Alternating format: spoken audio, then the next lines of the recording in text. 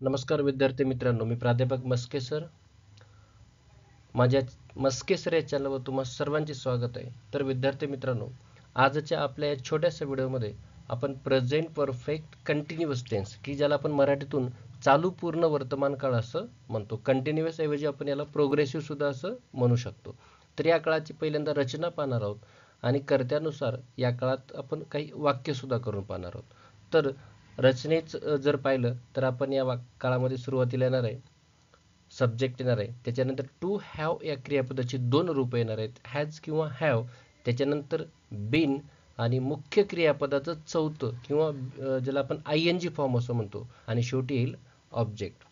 तर जसं तुम्हाला माहितीच आहे की जर वाक्याचा कर्ता if the subject of the sentence become I, we, you, they or any plural noun, so we have to use have.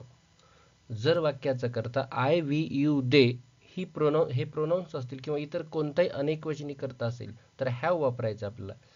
आणि या उलट if the subject of the sentence become he, she, it or any singular noun, so we have to use has. या उलट जर हे तीन pronounce आहेत, ही, she, it आणि इतर कोणतंही एकवचनी नाम असेल तर आपल्याला हॅज ह्या सहाय्यकारी क्रियापदाचा वापर करावायचा आहे. तर याचा स्ट्रक्चर आपण पाहिलेलं आहोत. सुरुवातीला सब्जेक्ट, त्याच्यानंतर हॅज किंवा हॅव कर्त्यानुसार, त्याच्यानंतर बिन मुख्य क्रियापदाचं चौथं किंवा आय एन जी रूप आणि शेवटी ऑब्जेक्ट येणार आहे. तर या काळामध्ये कर्त्यानुसार आपण काही वाक्य पाहणार आहोत. जसं पहिलं, I have been playing in the rain happily.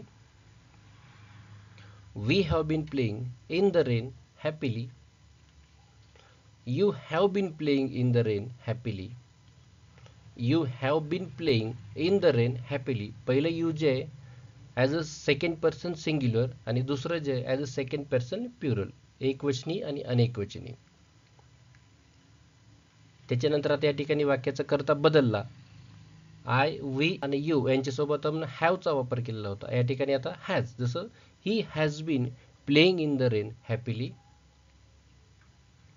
She has been playing in the rain happily. It has been playing in the rain happily.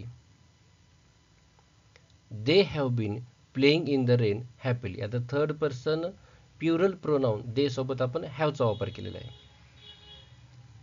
Gita has been playing in the rain happily. आता third person singular noun Gita, त्याच्यासोबत आपण हॅजचा वापर केलेला आहे. आणि शेवटी children हे एक अनेकवचनी नाम, children have been playing in the rain happily. की अशा प्रकारे आपण नाउन आणि प्रोनाउन सोबत एक काही वाक्याच्या माध्यमातून हा काळ समजावून घेण्याचा प्रयत्न केलेला आहे. जसं याची युजेस तर तुम्हाला माहीतच असेल की आपण हा काळ केव्हा वापरतो.